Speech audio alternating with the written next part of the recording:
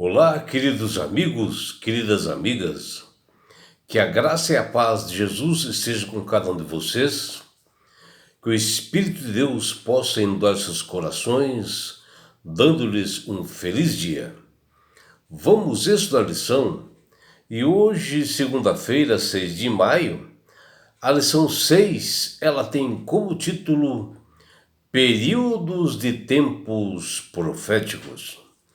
E a lição de hoje, ela está baseada no livro de Apocalipse, no capítulo 11, versículo 3, no livro de Apocalipse, capítulo 12, versículos 5, 6, 14 e 15, e também Daniel, capítulo 7, versículos 25, onde aqui nós vemos, as semelhanças desses períodos proféticos que ocorreram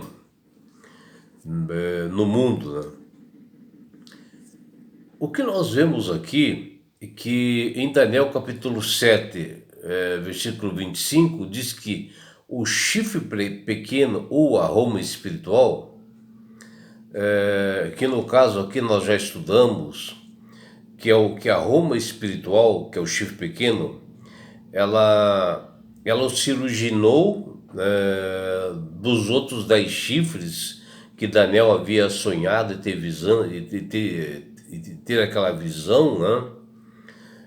Onde aquelas 10 nações são aquilo que nós vimos na lição anterior, que são os ostrogodos, visigodos, os érulos, né? Povos germânicos, que surgiu essa Roma espiritual, ou a Roma papal, e que ela passou a dominar o mundo naquela época. E foi justamente esse quarto animal que Daniel havia sonhado. E que esta Roma espiritual é mencionada aqui em Daniel 7:25, que ela proferia palavras contra o Altíssimo, no caso contra Deus, e ela cuidaria de mudar os tempos e a lei, como de fato aconteceu nesse período de 537 até 1798,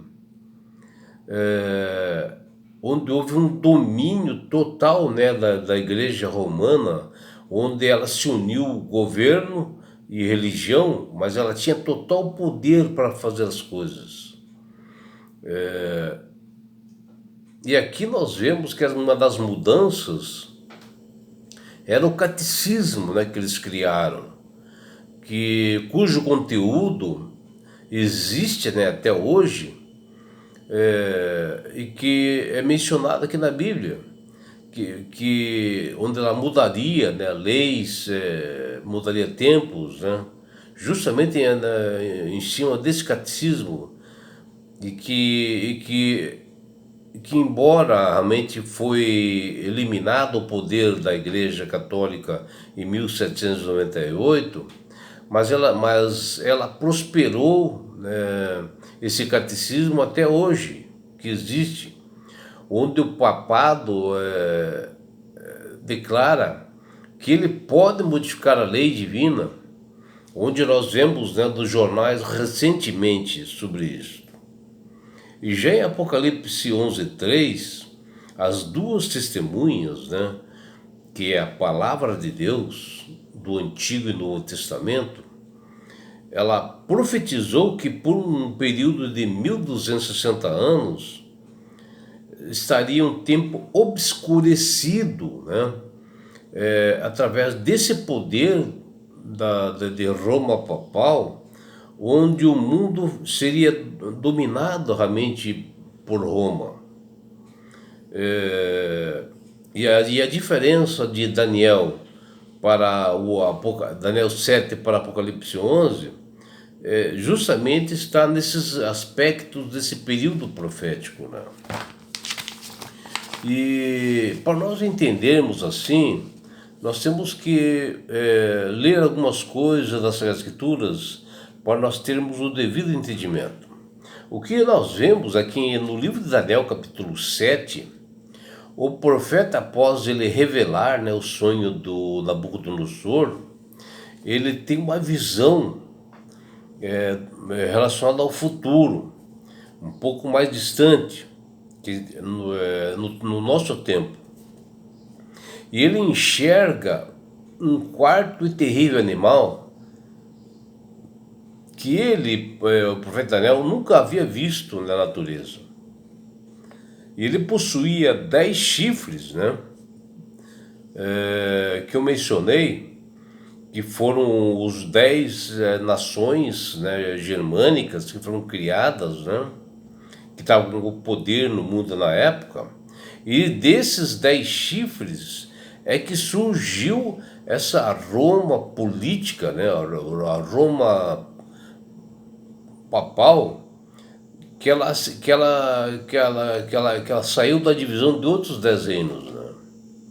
E ali nós vemos que no meio desses 10 chifres é que nasce realmente essa Roma espiritual, ou papado.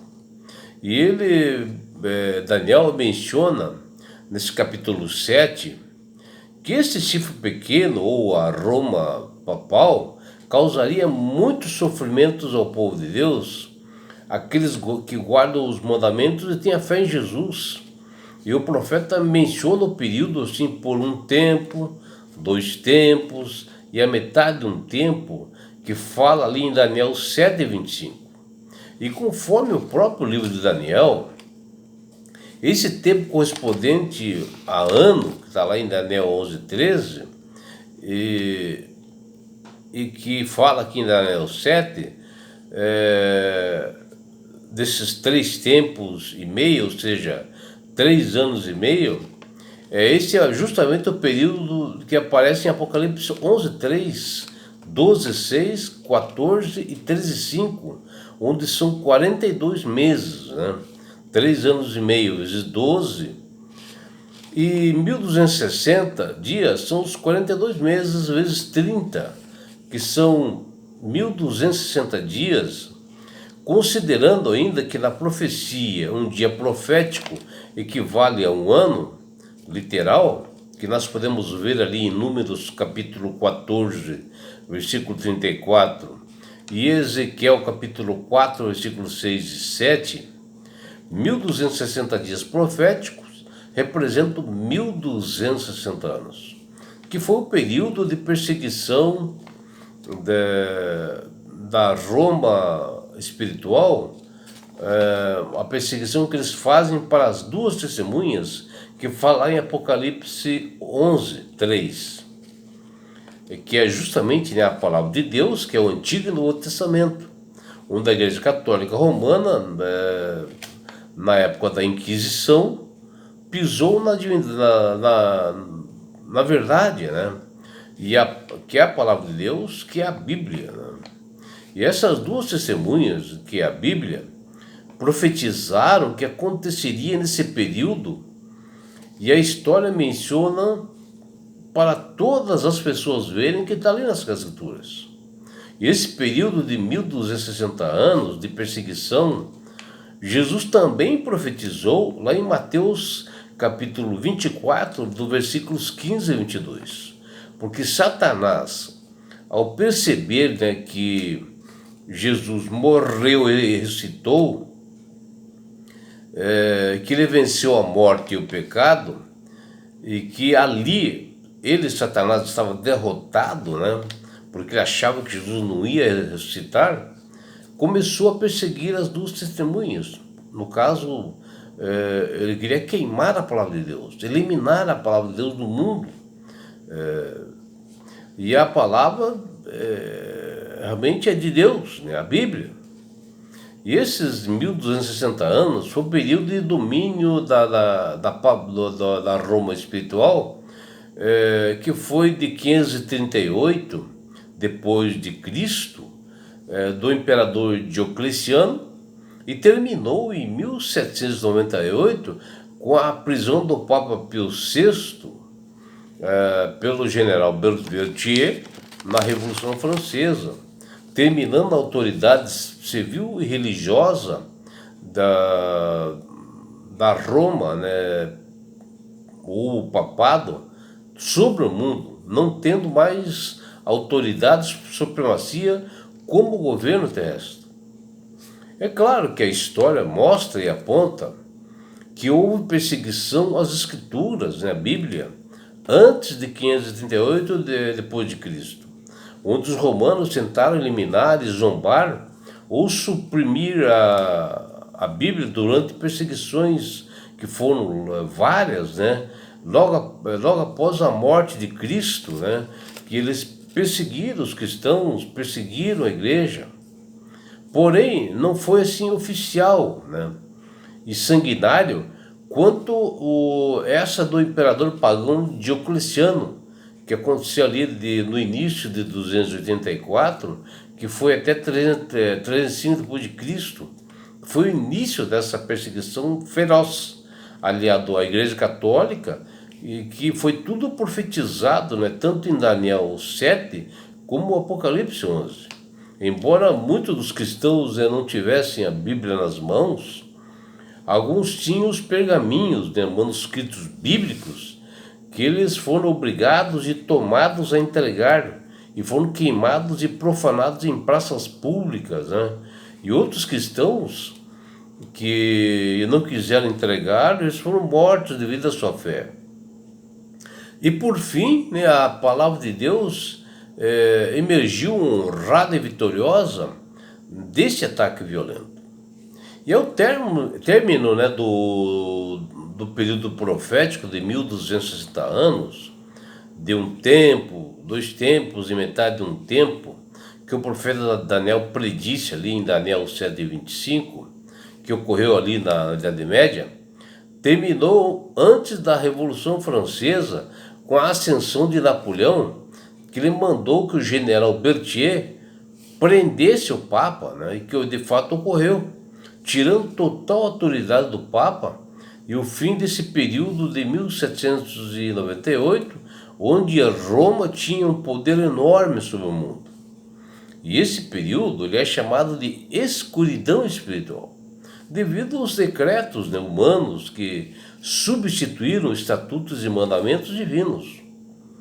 Tradições e mentiras da Igreja Católica Romana misturada com o espiritismo, né? E ofuscaram a simplicidade do Evangelho. Por isso que é chamado desse período de obscuro, né, da Igreja. E a Igreja Romana se uniu ao poder secular da época para mostrar poder e autoridade sobre toda a Europa.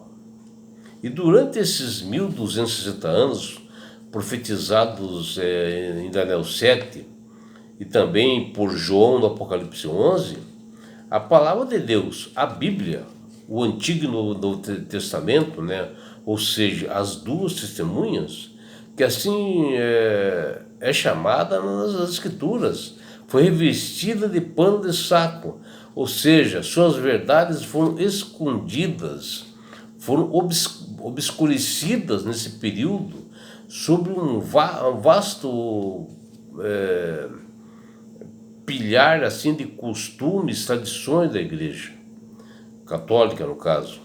E mesmo assim, a Bíblia teve capacidade de profetizar o fim desse período e ainda falava no meio de opressão da Igreja, que a Igreja Romana fazia, né, sobre cristãos, onde surgiram os grandes reformadores protestantes, como os valdenses, Jan Hus, Jerônimo, Martinho Lutero, Calvino, John Wesley e muitos outros reformadores fiéis, né, à palavra de Deus. E é por isso, meu amigo, minha amiga, que Deus tem falado com todas as pessoas através do poder do Espírito Santo para aceitarem a Jesus como Salvador e Senhor. Porque a partir do momento que você aceita Jesus como Salvador e Senhor, você passa a ter sabedoria, porque o Espírito Santo começa a trabalhar na sua mente. Quando você o faz com sinceridade e aceita Jesus como Salvador e Senhor, você passa a manusear melhor as Escrituras, ter entendimento. E você passa a entender realmente cada passo desse período de tempos proféticos, que às vezes muitos acham difícil, mas que se torna fácil relacionado ao que está nos livros de histórias. O que aparece nos livros de histórias está ali nas Escrituras.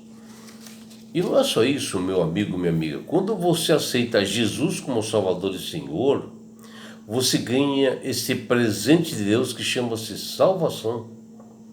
E na grande volta de Jesus, que está próximo, né, porque ele deu os sinais de tudo isso para nós em Mateus 24, ele vai, sabe o que fazer com você e comigo, as pessoas que aceitaram a ele como Salvador, nos levar para as mansões celestiais.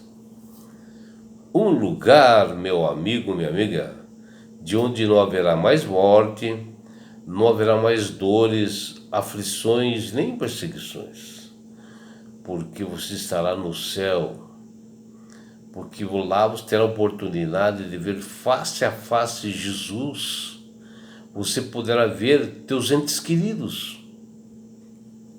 E sabe por que Deus quer fazer isto com você, minha amiga? Com você, meu amigo? Porque Jesus te ama. Abraços do seu amigo João Carlos Amorim.